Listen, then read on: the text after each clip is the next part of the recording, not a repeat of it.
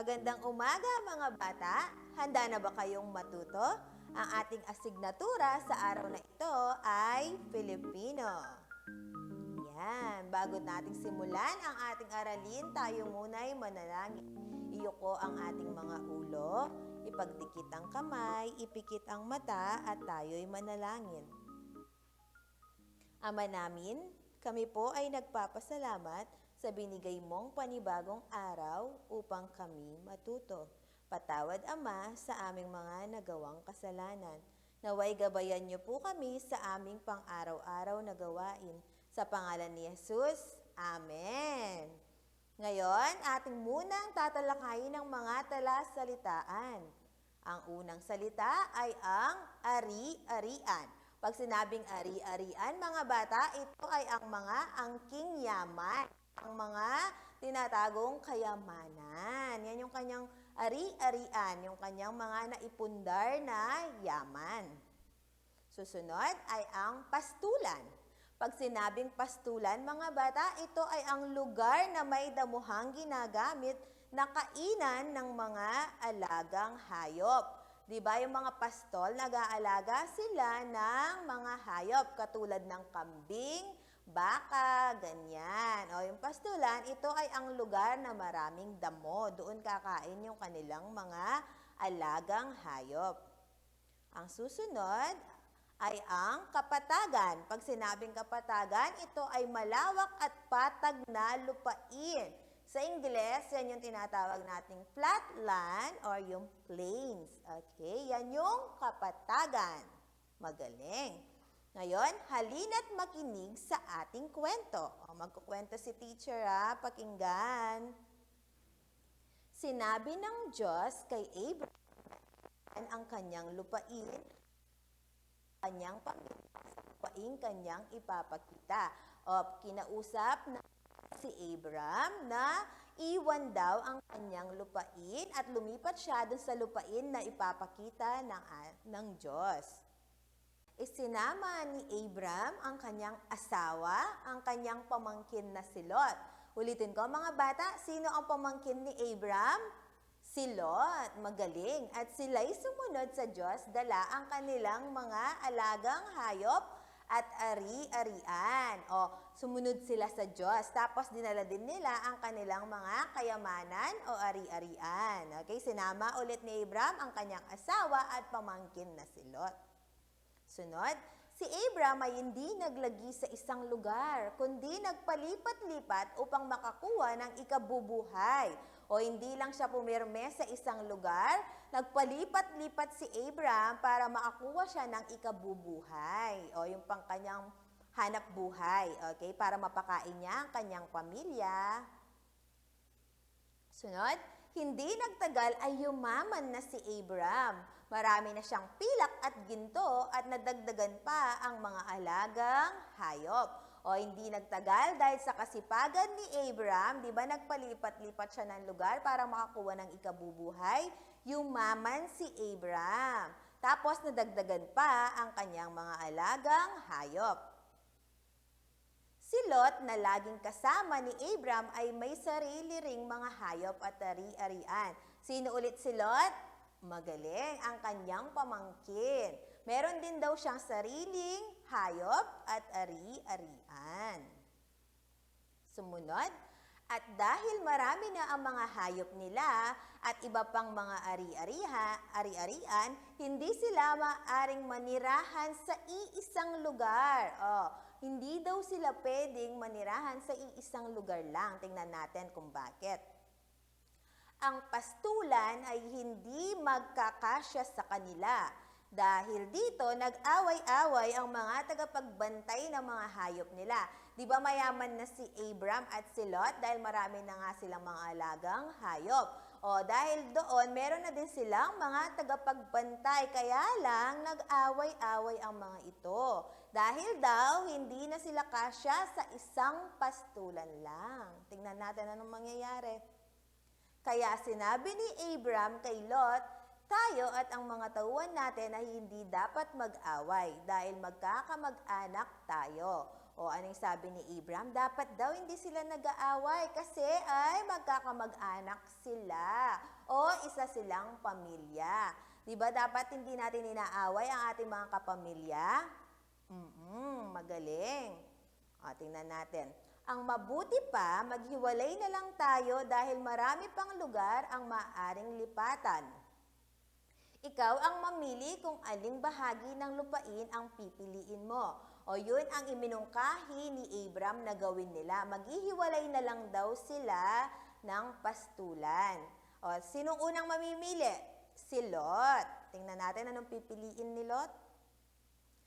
Kung kakaliwa ka, ay kakanan ako. Kung kakanan ka, kakaliwa naman ako. O maghihiwalay talaga sila. Kung kaliwa ang isa, sa kanan ang isa. Kung sa kanan naman ang isa, sa kaliwa naman ang isa. Nagustuhan ni Lot ang kapatagan. Sa ganoong paraan, naghiwalay sila Abraham. O naghiwalay sila ng maayos, di ba? Kasi napag-usapan nila ang kanilang problema. Pinili daw ni Lot ang kapatagan. Ano ulit ang kapatagan? Yun, ang patag na lupa, di ba? O sa Ingles ay ang plains. O doon daw pumunta si Lot. Okay, magaling mga bata. Salamat sa pakikinig sa ating kwento. Ngayon, meron munang itatanong si teacher. O kung kayo, dapat hindi nyo aawayin ang inyong mga kamag-anak kasi sila ay inyong pamilya. Kung may problema, dapat ay inyong pag-usapan. Okay? Katulad ng ginawa ni Abraham at Lot. Magaling? Ngayon, atin namang sasagutin ang inyong aklat. Buksan ang inyong aklat sa pahina 142 o 142. Yan. Ang inyong gagawin ay lagyan ng check ang kahon kung tama ang pangungusap ayon sa kwento. Lagyan ng X kung mali ang pangungusap. Uulitin ko ang kailangan gawin. Lagyan ng check kung tama ang sinasabi ng pangungusap. Lagyan naman ng X kung mali. Okay? Unang tanong, si Abraham ay pamangkin ni Lot. Tama ba na si Abraham ang pamangkin ni Lot? Mali. Baligtad. Diba? Si Lot ang pamangkin ni Abraham. Okay? Susunod, isinama ni Abraham ang kanyang asawa at pamangkin. Isinama ba ni Abraham ang kanyang asawa at pamangkin? Tama. So, dapat lagyan ng check. Katlo, sinabi ng Diyos kay Abraham na iwan ang kanyang lupain. Sinabi ba ng Diyos na iwan ni Abraham ang kanyang lupain? Tama. Lagyan ulit ito ng check. Pang-apat, hindi pumayag si Abraham na umalis sa kanyang lupain. Hindi pa pumayag si Abraham? Mali. Kasi di ba sinunod niya ang Diyos? Panglima, walang dala si Abraham kundi isang kambing. Isang kambing lang bang dala? Hindi. O, lagyan natin ng check. Ay, lagyan natin ng X. Sunod, pang-anim, nag-away-away ang mga tagapagbantay ng mga alagang hayop ni Abraham at Lot. Tama? Nag-away ba? Tama. So, lagyan natin ng check.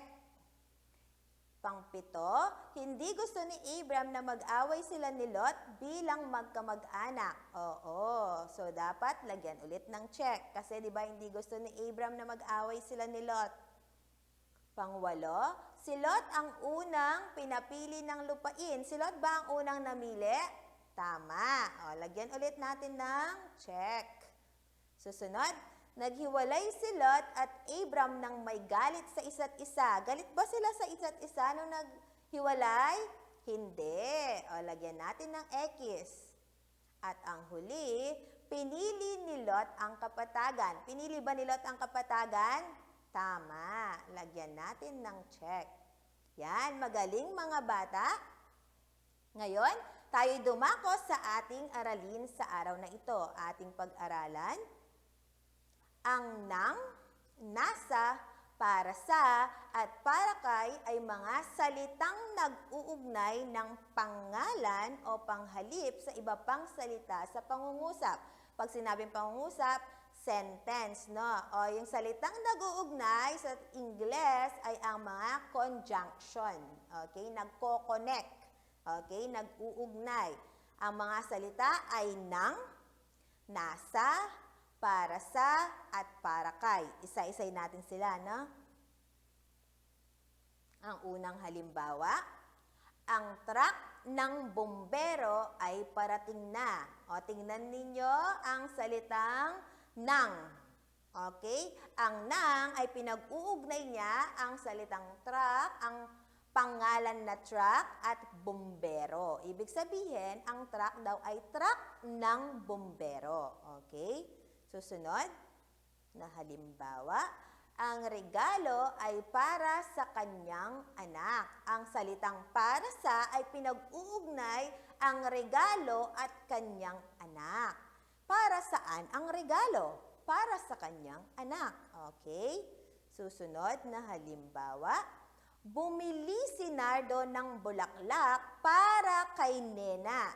O, pinag-uugnay ng salitang para kay ang bulaklak at Nena. Para kanino ang bulaklak?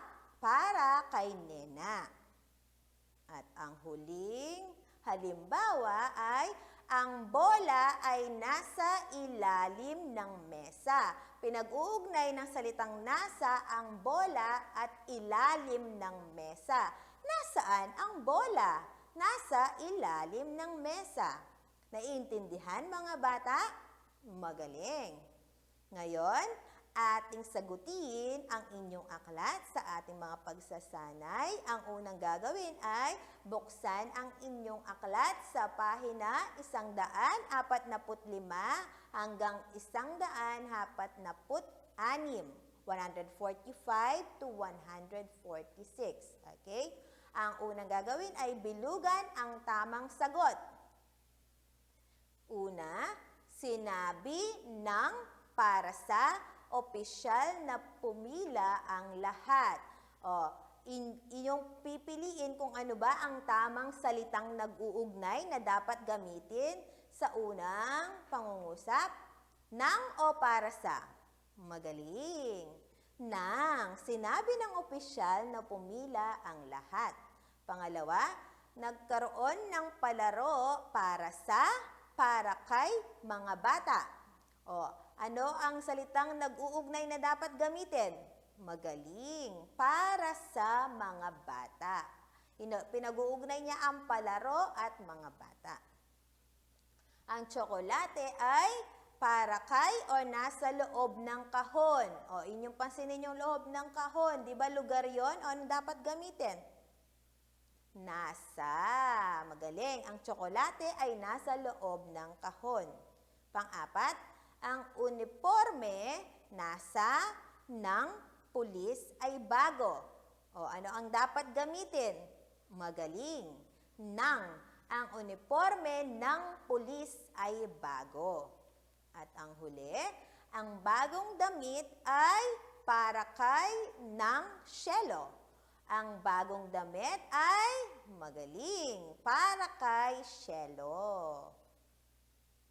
Ang susunod, lagyan ng tamang pang-ugnay ang bawat pangungusap. O kailangan nyong isulat, okay, ang tamang pang-ugnay. Una, blank, teddy ang laruan. Ano ba ang nawawalang pang-ugnay? Magaling. Para kay Teddy ang laruan. Susunod, ang tatay ay blank, ibang bansa. Ano ang nawawalang pang-ugnay? Magaling, nasa ibang bansa. Kasi lugar na naman ang tinutukoy. Ang handaan ay blank, mga batang may sakit. Ano ang nawawalang pang-ugnay? Magaling, para sa mga batang may sakit. Sunod, maganda ang damit, blank modelo. Ano ang nawawalang pang-ugnay? Ng modelo. Sunod, blank Melly ang bagong sapatos. May pangalan ng tao. Ano ang nawawala? Magaling. Para kay Melly ang bagong sapatos. Ngayon, ang huling Kailangan ninyong gawin ay sumulat ng 5 halimbawa ng pangungusap gamit ang nasa, para kay, para sa, at ng. O, nagbigay ng halimbawa si teacher. O, tingnan nyo ha. Ang una, nasa bakuran ang aso. O, pwede nyo rin niyang isulat. Okay? Pangalawa, para kay inay ang regalong ito. Pangatlo, para sa nasalanta ng bagyo ang pagkain ito. Ang larawan ng bata ay maganda. At ang huli, nasa itaas ng puno ang gagamba. Ayan, magaling mga bata. Naway, marami kayong natutunan sa araw na ito at maraming salamat sa inyong pakikinig. Hanggang sa muli. Paalam!